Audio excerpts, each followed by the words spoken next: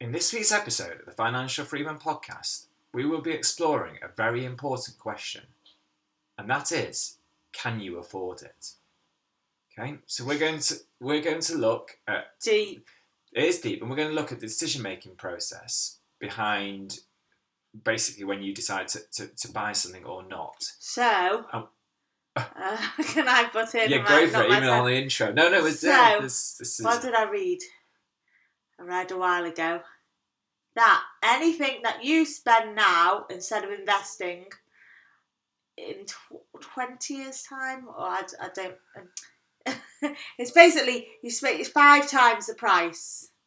Yeah. So if you exactly. don't spend it, you'd earn 5 times that. Okay. That has to be right, and I think that's because of sort of the compound theory of investing now. Is that really? I think it was the compound effect. Yeah, right. Okay, there you go. Right now, but that wasn't necessarily the purpose of this episode. But it's a good backdrop. That's the backdrop to remember. That why are we potentially not spending, and that's because we might prefer. But I'm going to look at it slightly other way. It's that I've got another reason not to spend. You go on. Too much clutter isn't good for you. No, okay, that's good. Anything else? This is good. I hadn't really thought about this. Go on. What else?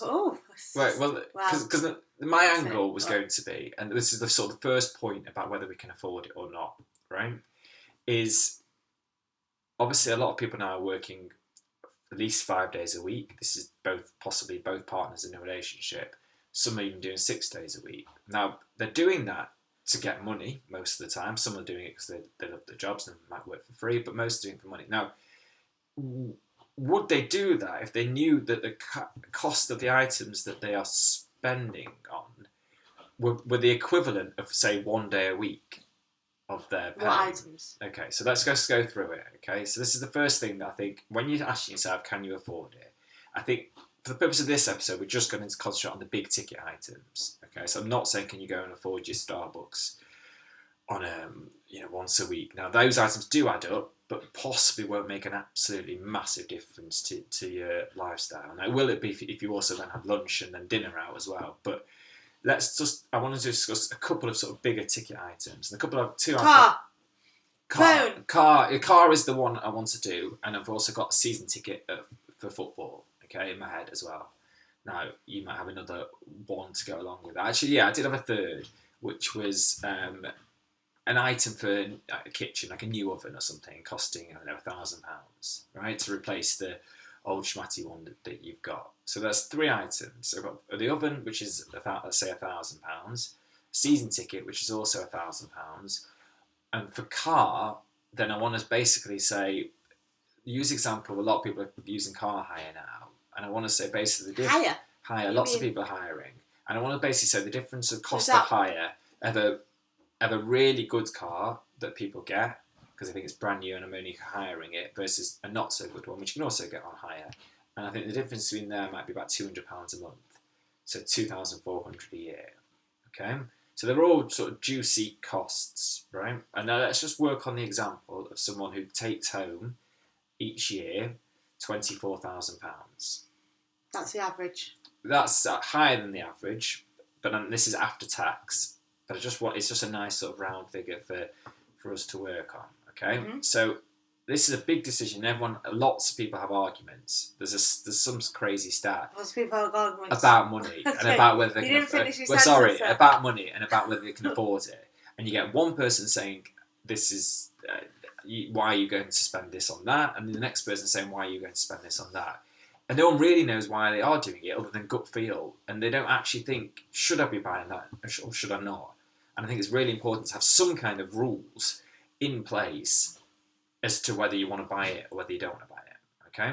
Now, the first rule, and I kind of touched on this before, is work out, right, how many days of the week or the month you are working for to buy that item. And is it worth it? Hourly cost. Okay, so take the example of that more expensive car, right, which was $2,400, right? Now we've taken the fact that you are working, right, and you're getting £24,000 a year, right, £2,000 a month, okay? So you are basically working for longer than a month just to be able to drive a bit of a better car. Well, okay, quite a bit of a better car. And would you do that if you actually worked out that that's what Probably you're doing? spend less hours in the car. Well, a than you lot do less at hours in work. the car. Now, unless your No, job but is no, the extra hours at work. No, it's not making sense. no, I don't think so. I think I know what you're saying, but actually, it's the same amount of hours you use in the car. It's not like you knew your better car is getting you there faster, or I mean, you shouldn't be breaking the speed limit anyway. But it's not. It's actually just because you probably want it, or you feel like you want it. Maybe it's to keeping up with your friends. But if you just step back and think, right, it's costing me 1 month's work. And possibly, if you didn't do that, you might be able to work 1 month less. Now, that sounds crazy, but what about, okay, 1 day a week doesn't quite equate to that, but half a day a week less does equate to that. And so if you ask your boss whether you can do that, and then those are the kind and they say no.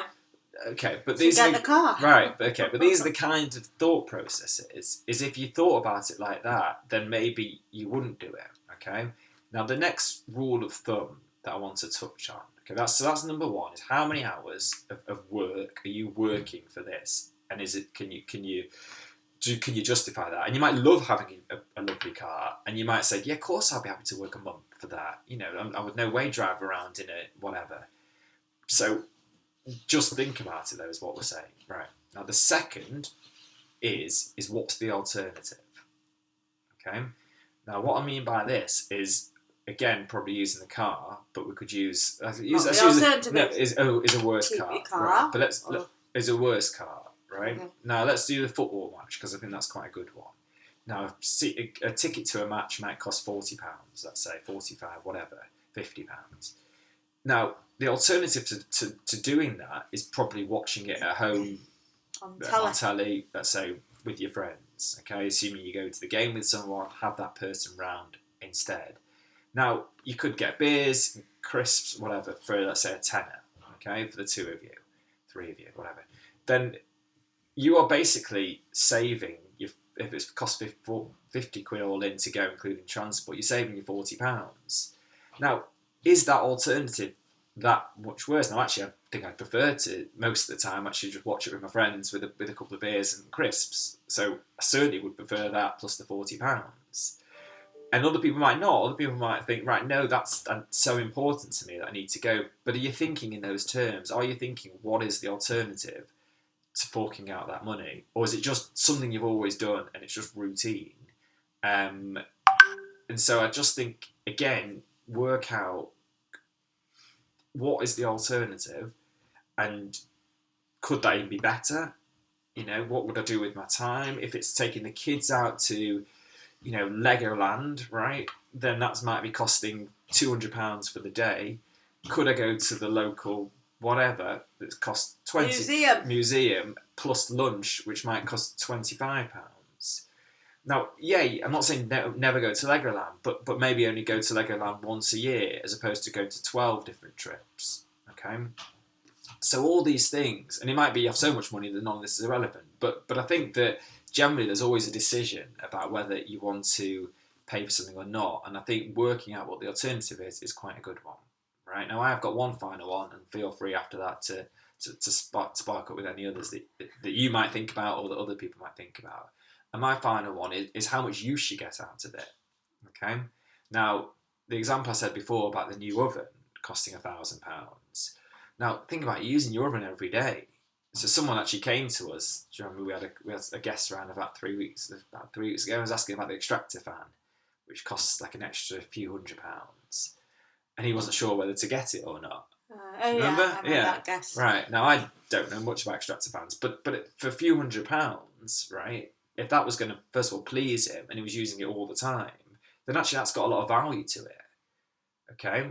Now, that is something... It's very personal. It's very personal, but I'm just thinking of sort of ways you've got to look at it. But so say I go shopping and I want a top that I don't need. And at the time, I'm looking at the top, I'm trying it on, and I'm very, emotionally drawn to the top. And then I wear it a few times and that emotion's gone. And so I don't need the top anymore. So, but it's hard because when you're wanting it, Yeah, but that's what I'm saying. You're not thinking no, like you're logically. thinking emotionally. Yeah. But that's why I'm saying maybe have these rules. But my mum has place. a rule, so if she wants something and she doesn't need, she doesn't buy it, and she gives herself a week. Okay, that's a great rule. And then that emotion's gone, and Yeah. you can think more logically, and most of the time it's still going to be there. So, yeah, impulse. Yeah, I think that's a really good. good sort of fourth rule then to throw that in is just wait a bit and see whether you still want it. So that for that person that was asking about the extractor fan, that was clearly sort of playing on his mind. You know, the fact they brought it up in conversation. Yeah, we didn't bring it up. We didn't. I don't care about extractor fans, right? So that's showing that something that actually probably really wants. You know, it's like, well, if he's going to bring it up, if he's going to bring it in his dinner, it wasn't his dinner party, but like, I don't think you have a dinner party where kids are involved, but. Yeah, if you're going to do that, then actually think, right, maybe it does mean quite a bit and spend a few £100s because it's going to make you happy. Yeah, and the only other thing I would say, which is a pro-spending one, is work out the time it's saving you. So a lot of what we've discussed is saving, is don't buy it, essentially, has been the message. But one I'm saying maybe do buy it is the time saver one. Now, the obvious examples with something like this is, potentially getting a cleaner in. If you can, in that hour, right, make your time more productive, okay, let's say you were a personal trainer and you could make £35 in that hour instead of the £10 or £12 that you're paying a cleaner, then that's clearly a bonus. So don't... Especially if you enjoy the personal training. Yeah, more than you would by cleaning, which is probably the case. So don't scrimp on those kind of items, okay? If it's going to spend, half an hour to drive to a shop that's £2 cheaper than another shop.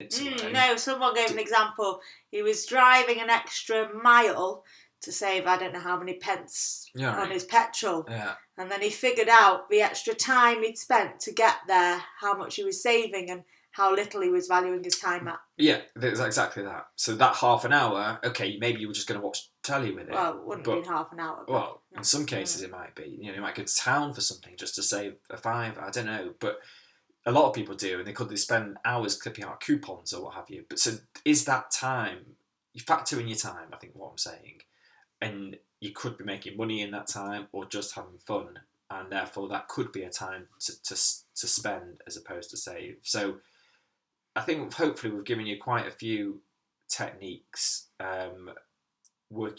hourly wage, working on that, working out what the alternative is, waiting a week, thinking about your time and whether actually you do want to spend or not, and working out basically per use, so items per use, like the kitchen, which you're getting lots of use of. And I guess if you factor in all those things and anything else that you can think about that is important, have those rules in place, and the next time you're about to have an argument with your partner, just go for it. Well, don't just go for the argument, but actually maybe a bit more structured and think, right, we've discussed these are our golden... Yeah, well, no, but if you start coming at me with logic, with golden I don't rules, like logic. Maybe not all the time, work out the mood that the person's in and things like that. But give them chocolate. But yeah, that's cheap as well usually. So, but think about the rules and do have something in place so you've got some kind of framework to deal with, especially as prices are going up, and have something in mind and try and be sensible with it. The content of this podcast is for general information purposes and not a recommendation to act. Please contact us or an independent financial advisor if you would like to discuss further. You can contact us at gary.financialfreeman@gmail.com. Thank you for listening. Goodbye for now. Bye.